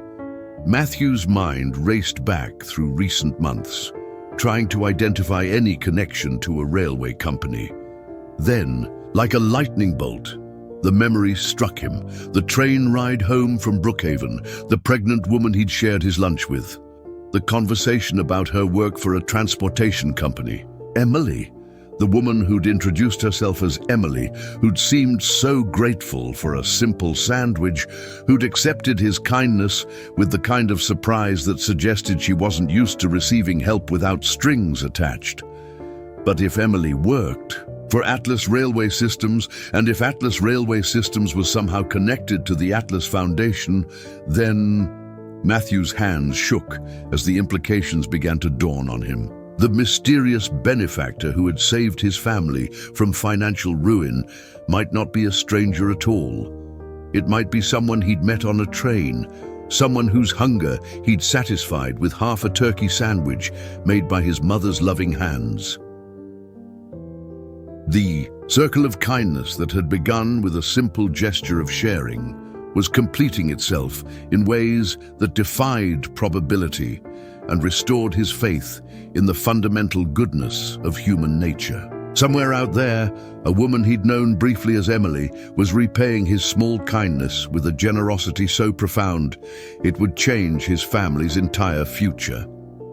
Matthew Robinson had no idea yet just how right his instincts were, or that the woman whose life he'd touched with a shared meal was about to reveal herself in a way that would transform both their stories into something extraordinary. The invitation arrived on elegant cream-colored cardstock delivered by courier to Matthew Robinson's modest trailer on a crisp October morning. The formal script and expensive paper seemed almost comically out of place in his simple kitchen, where Emma was eating cereal and working on her latest drawing while Betty tidied up from breakfast. Atlas Foundation cordially invites you and your family to attend our annual Community Impact Celebration, Matthew read aloud, his brow furrowing in confusion. Saturday, October 15th, 7 p.m., Grand Ballroom of the Riverside Hotel. That's the fancy hotel downtown, Betty observed, peering over his shoulder at the invitation. The one where they hold all those business conferences and political fundraisers. Emma looked up from her drawing, a portrait of a train with rainbow-colored cars. Are we going to a party, Daddy? I don't know, sweetheart, Matthew said, studying the invitation more carefully. It says it's to honor families who've been helped by the foundation this year. I guess that includes us. The invitation was signed by A. Jackson, executive director, the same mysterious signature that had appeared on all the paperwork related to Emma's medical bills and educational support. Matthew had spent weeks wondering about the identity of their anonymous benefactor, and now it seemed he might finally get some answers. You should go, Betty said firmly.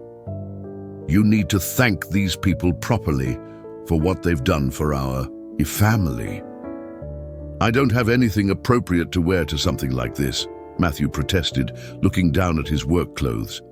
I've never been to a formal event in my life. We'll figure something out, Betty replied, with the practical determination that had gotten their family through every crisis.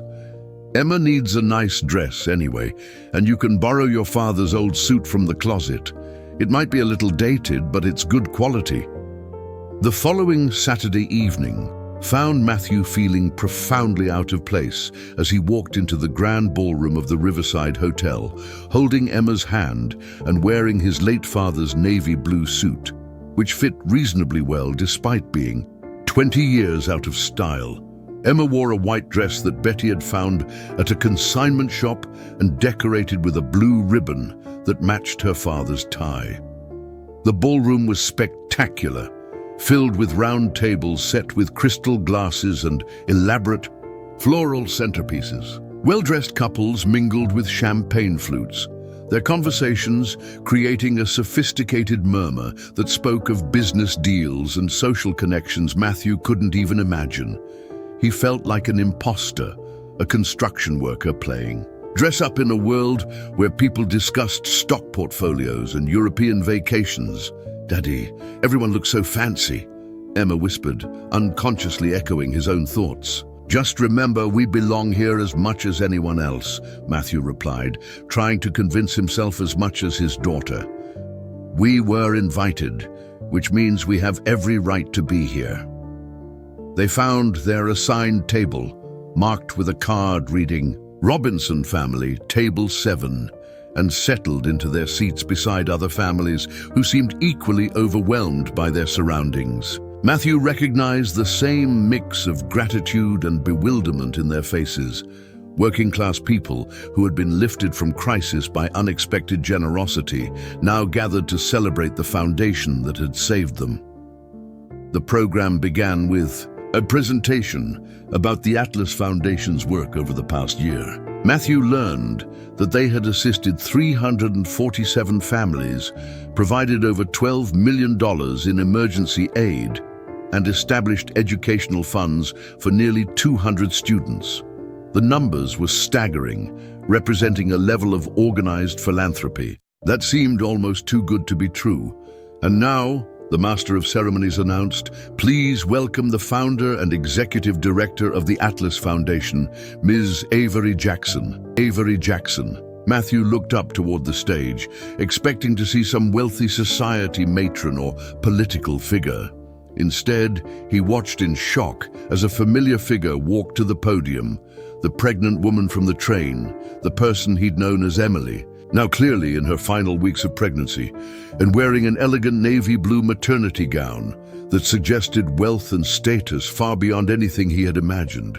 "Good evening," she began, her voice carrying clearly through the ballroom sound system. "Thank you all for joining us tonight to celebrate the power of community and the importance of supporting one another through life's challenges." Matthew's mind reeled as the implications crashed over him like a tsunami. Emily wasn't just connected to Atlas Railway Systems. She was Avery Jackson, the founder of the foundation that had saved his family, the woman whose hunger he had, satisfied with a simple sandwich, was responsible for the miraculous intervention that had paid Emma's medical bills and secured her educational future. "The Atlas Foundation exists because I believe in the transformative power of kindness," Avery continued, her eyes scanning the audience. "Every family here tonight has a story of resilience, determination, and the kind of grace that emerges when ordinary people face extraordinary challenges." Emma tugged on Matthew's sleeve. "Daddy, isn't that the nice lady from the ice cream shop, the one who liked my drawing?" Matthew nodded numbly, unable to trust his voice. The nice lady from the ice cream shop was a billionaire philanthropist who had quietly orchestrated their financial rescue while maintaining a fiction about her identity that must have required considerable effort. "But tonight," Avery said, "I want to share a story about how this foundation really began. Several months ago, I was traveling on one of our railway lines, feeling exhausted and overwhelmed by my pregnancy and the pressures of business. I was hungry, tired, and honestly feeling quite sorry for myself." The ballroom fell silent as Avery's voice took on a more personal tone. "A man noticed my distress and, without knowing anything about me except that I needed help, shared his lunch. With me, half a sandwich, a bottle of water, and some crackers. Simple food that had been packed with love by his mother. But more than that, he gave me something I'd almost forgotten existed. Kindness without expectation, generosity without agenda." Matthew felt hundreds of eyes turning toward him as Avery's gaze found his across the crowded ballroom. That man reminded me of values I'd lost sight of in the pursuit of success. He showed me what it means to care for strangers, to see need and respond with whatever resources you have available. He didn't know I could afford to buy the entire train. He just saw someone who needed help and acted on his compassion. The applause began slowly and built to a crescendo as Avery stepped away from the podium and began walking down the steps toward the main floor of the ballroom. "Matthew Robinson," she said, her voice carrying through the microphone she still held, "would you please stand up?" Matthew rose on unsteady legs, his face burning with embarrassment and wonder as the entire ballroom turned to look at him. Emma stood beside him, clutching his hand and beaming with pride as she began to understand that her father was being honored for something special. "This is the man who shared his sandwich with a stranger," Avery announced as she approached their table. "This is the father who works construction jobs hours away from home to provide for his daughter. This is the person who taught me that the most profound generosity often comes from those who have the least to spare." She reached their table and extended her hand to Matthew, her eyes bright with tears and gratitude. "The Atlas Foundation exists because you reminded me of who I wanted to be.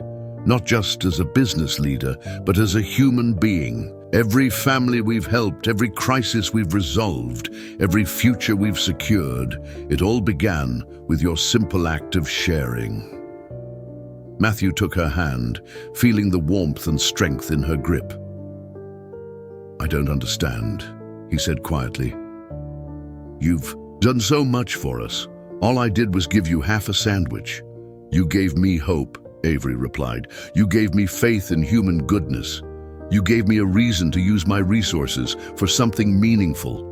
And now, if you'll let me, I'd like to give you something in return." She handed him an envelope, thick with official-looking documents.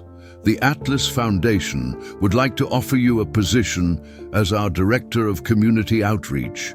Full salary, benefits, and the opportunity to help identify and assist other families facing the kinds of challenges you've overcome. The job is based here in Millbrook, so you'd never have to leave Emma again." Matthew stared at the envelope, then at the woman who had transformed from a hungry stranger into the architect of his family's salvation. Around them, the ballroom erupted in applause as other foundation recipients recognized the beautiful circularity of the story they'd just witnessed. "I don't know what to say," Matthew whispered. "Say yes, Daddy," Emma urged, her face glowing with excitement. "Say yes so we can help other people like they helped us." Matthew looked at his daughter, then at Avery Jackson, then at the room full of families whose lives had been changed by the foundation that grew from a shared sandwich. "Yes," he said, his voice growing stronger. "Yes, I'd be honored to accept." As the applause washed over them, Matthew realized that sometimes the smallest acts of kindness create ripples that expand far beyond what the human heart can imagine, touching lives and transforming futures in ways that restore faith in the fundamental goodness of the world.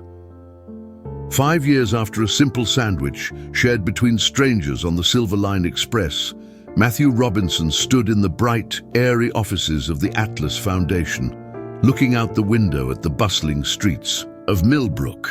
The small town had transformed significantly since the foundation had chosen it as their headquarters, bringing jobs, investment, and a renewed sense of possibility to a community that had been slowly losing its young people to bigger cities and better opportunities.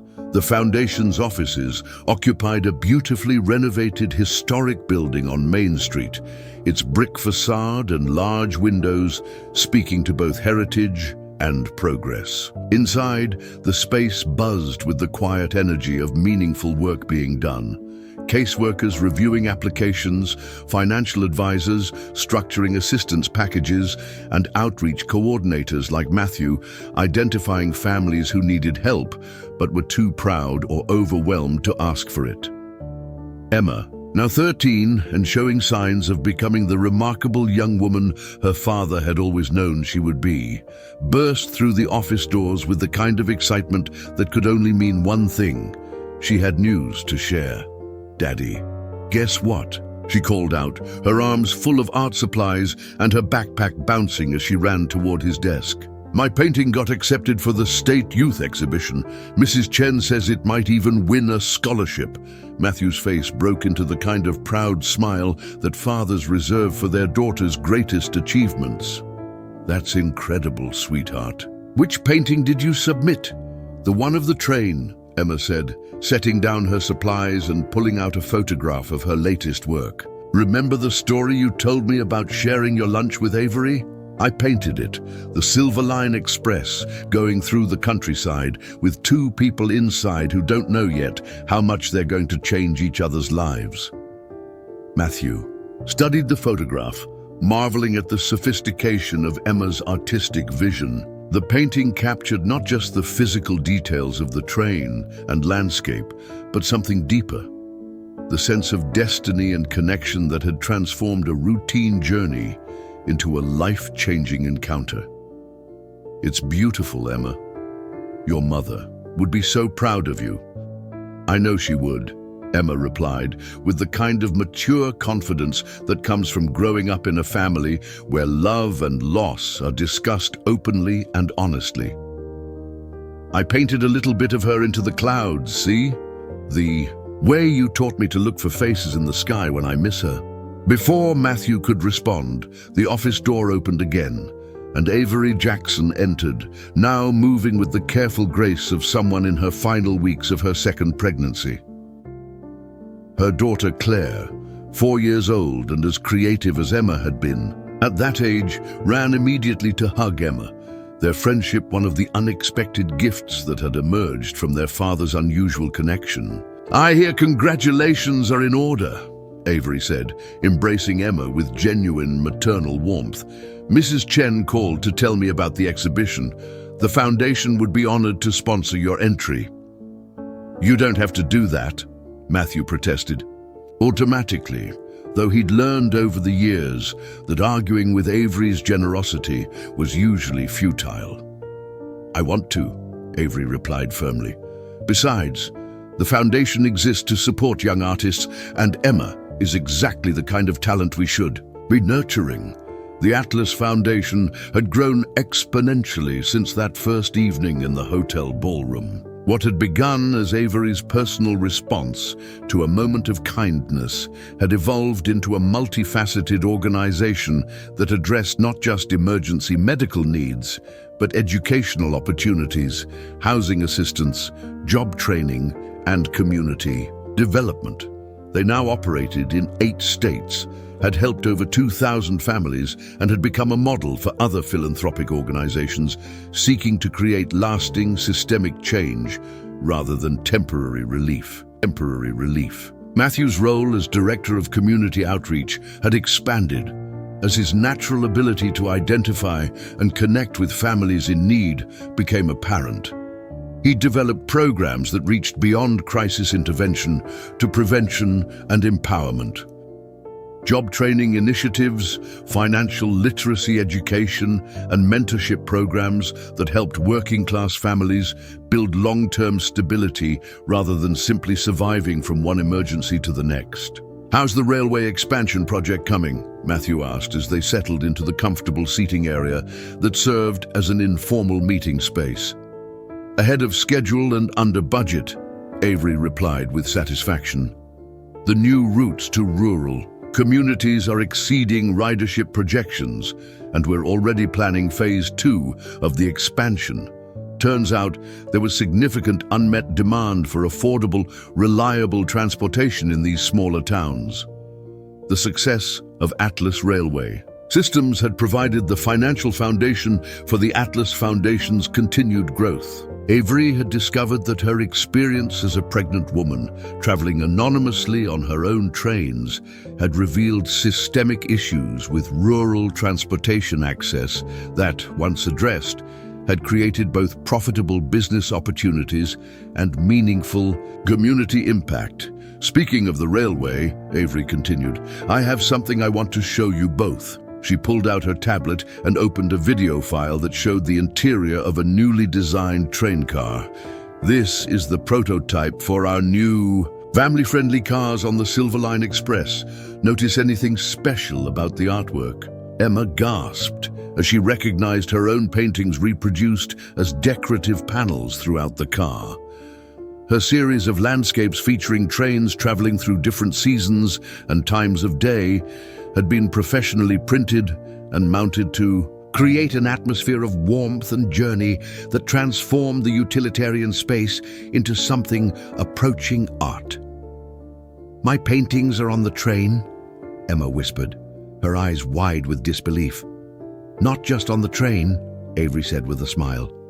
"You're going to be our first official young artist in residence. The foundation is commissioning you to create a series of paintings for all our new cars with proper compensation and full credit. Your art will be seen by millions of passengers over the coming years." Matthew felt tears well up in his eyes as he watched his daughter's face cycle through shock, joy, and a dawning understanding of the opportunities opening before her. This was more than recognition. It was the beginning of a career that could take her anywhere she dreamed of going. "There's something else," Avery continued, her voice taking on the tone she used for the most important announcements. The Atlas Foundation Board has approved funding for the Emma Robinson Arts Academy, a new program that will provide full scholarships for artistically gifted students from working-class families. Emma will be our first scholar, of course, but we hope to support hundreds of young artists over the coming years. As the implications of this announcement sank in, Matthew realized that the circle of kindness that had begun with a shared sandwich had grown into something far beyond what any of them could have imagined. A simple act of human decency had blossomed into a legacy that would touch countless lives for generations to come. "I don't know how to thank you," Matthew said, his voice thick with emotion. "You already did," Avery replied. "You thanked me 5 years ago when you saw someone who needed help and acted without hesitation. Everything else has just been the natural consequence of that moment." Claire tugged on her mother's sleeve, whispering something that made Avery laugh. "Claire wants to know if she can be an artist too when she grows up." "You can be anything you want to be," Emma told the younger girl with the kind of certainty that comes from having dreams validated and supported. "Your mama and my daddy have taught us that kindness creates possibilities we can't even imagine." As the afternoon sun streamed through the foundation offices, illuminating the faces of 2 families whose lives had been forever intertwined by a moment of unexpected grace, Matthew reflected on the journey that had brought them here. He thought about Sarah, about the values she had instilled in him that had made sharing his lunch feel natural rather than sacrificial. He thought about his mother, Betty, now living comfortably in a small house the foundation had helped them purchase, her wisdom and love still anchoring their family through every transition. Most of all, he thought about the mysterious ways that human kindness multiplies when it's offered without calculation or expectation. A sandwich shared between strangers had become a foundation that helped thousands. A moment of compassion had created opportunities that would echo through generations. A simple act of seeing another person's need and responding with whatever resources were available had transformed not just 2 lives, but an entire community and countless families beyond counting. The Silver Line Express still ran its daily routes through the countryside, carrying passengers toward destinations both planned and unexpected. But now it carried something more, the tangible proof that ordinary people performing small acts of extraordinary kindness could literally change the world. One shared meal, one moment of recognition, one act of love at a time. And somewhere, on those trains, new connections were being made, new kindnesses were being shared, and new stories were beginning that would create ripples of hope, extending far beyond what anyone could predict or control. Up next, you've got 2 more standout stories right on your screen. If this one hit the mark, you won't want to pass these up.